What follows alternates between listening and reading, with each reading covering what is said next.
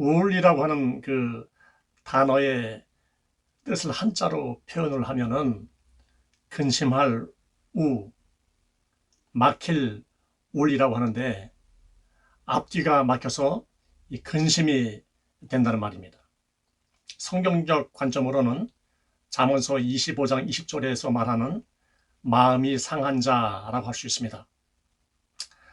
그 정신의학에서 말하는 우울에 대한 치료는 학자들 간에 상이한 견해가 있고 원인이 워낙 다양해서 약물이나 인지치료 또는 정신 분석학적 치료를 통한 회복을 요청받는다라고 합니다.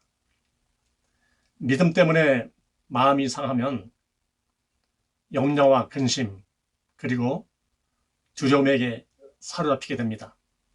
소망 때문에 마음이 상하면 그 소극적으로 사람이 변해서 꿈을 상실하게 됩니다. 사랑 때문에 마음이 상하면 감동이 없어지고 부정적이면서 공격적으로 변하게 된다라고 합니다. 하나님은 우리가 우울하게 사는 것을 절대 원하시지 않지만 예수를 믿어도 그 신앙의 해이가 오면서 마음이 상하는 경우가 자주 찾아옵니다. 그것은 주로 내가 예수 믿는 사람들이 맞는가? 그렇게 생각하는 자괴감으로 인한 그 양심의 소리를 들으면서 시작이 됩니다. 지금까지 드린 말씀 제 이야기가 아니고요. 기억이 잘 나진 않지만 어떤 분을 통해서 들은 이야기였습니다. 그 마음이 상하는 주된 이유는 예수님을 믿으면은 옛사람이 새사람으로 바뀌는 그러한 착각을 하기 때문에 그렇습니다. 믿으면은 바뀔 줄 알았는데 그렇지 못하다 보니까 나는 가짜 신앙인 같다는 그런 회의감이 오는데 그것을 방치하다 보면 우울감이 스며시 찾아오는 것입니다. 더 구체적으로는 기도를 하는데 응답이 없고요. 환경은 바뀌지 않고 여전히 문제투성이 때문에 찾아오는 마음의 상실감입니다. 누구에게나 찾아오는 이 문제를 어떻게 해결할 수 있을까? 물론 그 심리적인 부분들을 먼저 좀 다뤄야 되겠지만 오늘은 이 근원적 접근만 할 것입니다. 먼저 우리가 인정을 해야 될 것이 있습니다. 죄로 인해서 근본적으로 이 변질된 본성의 성질인 거짓이나 탐욕이나 음욕이나 교만이나 이기심, 부정 등등 그런 것들은 이 죽음을 맞는 그날까지 잠재해 있습니다. 다만 그러한 것들이 성령의 은혜로 인해서 드러나지 않도록 덮여 있을 뿐입니다. 그러니까 나의 본성이 예수님의 은혜로 인해서 덮여 있다 보니까 힘을 쓰지 못하고 있는 것입니다. 그러나 성령의 은혜가 소멸이 되면서 나의 옛 성품은 언제든지 드러납니다. 교회 안에서 은혜 받으면 천사 같았던 그런 직분자들이 서로 싸우고 신경질적으로 변하는 이유는 그런 것 때문입니다. 그래서 사도 바울은 날마다 그 자신의 본성이 살아나는 것을 두려우면서 나는 날마다 죽노라 그렇게 고백을 했습니다. 우리 죄의 그 근원인 본성이 드러나면은 우리 자신뿐만 아니고 교회는 그렇게 쉽게 변질이 될 수밖에 없습니다. 그래서 교회는 언제든지 이 복음이 들려지도록 해야 됩니다. 로마서 1장 2절을 보면요. 이 복음은 그렇게 복음에 대해서 설명하면서 시작이 되고요. 그 다음에 4절 하반부에서 보면은 그 복음의 결론을 우리 주 예수 그리스도다 그렇게 이야기합니다. 여러분들이 잘 아시는 요한복음 1장 1절에서 요한은 그 예수님을 더욱 분명하게 이야기를 하는데 예수님은 말씀이다 그렇게 했죠. 그러니까 이 로마서와 요한복음에서 이야기하는 복음은 말씀이신 예수 그리스도다, 그렇게 이야기를 합니다. 복음은 가장 중요하면서 간단하고 명료한데, 그러니까 예수님의 삶과 그 존재 자체이기 때문에 그렇습니다. 창세기부터 요한계시록까지 성경 전체가 예수님이 궁극적인 소망이라고 하는 것을 하나로 연결하는 삶의 메시지입니다.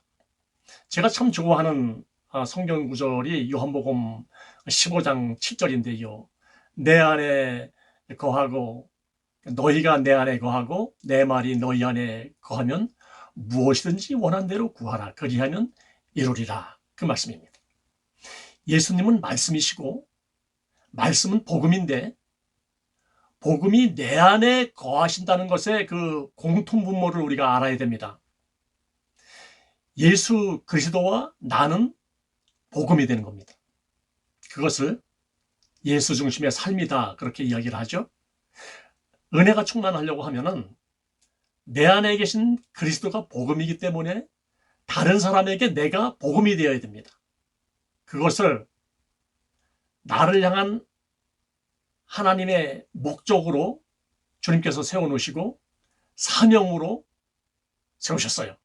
그러니까 우리의 사명이 무엇입니까? 예수님 자랑하는 것, 즉 전도라고 하는 겁니다. 그것을 깨닫게 되면 내가 추구하는 삶의 모습이 아주 대대적으로 이제 수정이 되어야 됩니다.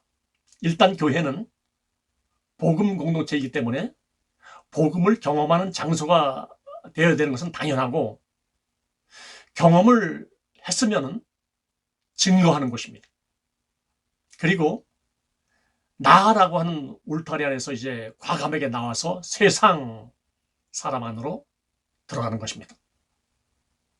그것은 고난과 핍박이라 하는 어려움 때문에 혼란스럽기는 하지만 말씀이고 복음이신 예수님과 함께 들어가면은 새로운 변화를 눈뜨게 될 것입니다.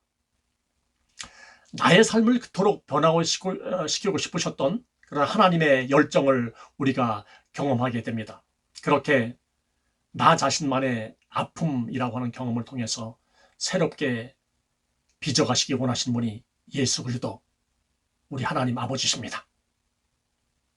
예전에 그 우울증을 아주 심각할 정도로 겪고 있는 사람에게 이러한 부분을 도전을 했고, 사실 현실적으로는 그의 상황에서 쉽지 않은 결단과 실천을 통해서 거짓말처럼 하나님이 치유하신 것을 경험을 했습니다.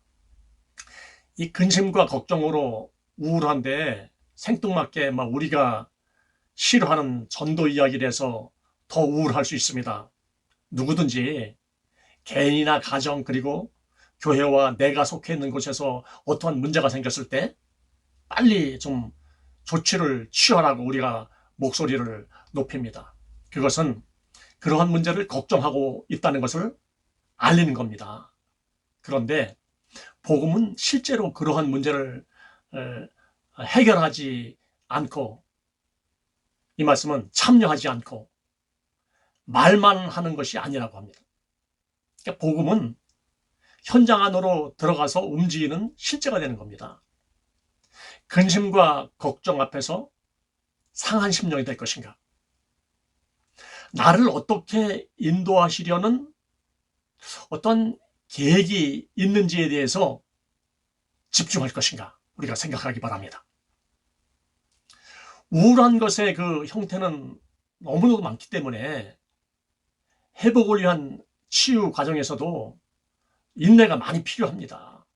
그런데 분명히 그러한 상황을 통해서 무너진 하나님의 형상을 회복시키려고 하는 뜻이 있다는 것을 기억하셔야 됩니다. 교과서와 같은 말을 하는 것 같지만 복음은 그래서 먼저 우리의 영혼을 깨워서 반응하도록 합니다. 그리고 결국 말씀이신 예수 그리스도가 인생의 답이다, 그것을 알려주시는 겁니다. 찬양 중에서 마음이 상한 자를 고치시는 주님, 하늘 아버지 날 주관하소서. 주의 길로 인도하사 자유케 하소서. 새 일을 행하사 부흥케 하소서. 의에 줄이고 목이 마르니. 그런 찬양이 있습니다. 주의 은혜로 이 근심과 걱정이라는 우울에서 해방되기를 소원합니다. 가만히 있지 말고 좌우 살피지 말고 예수님 품 안으로 달려가십시오. 진리가 자유케 합니다.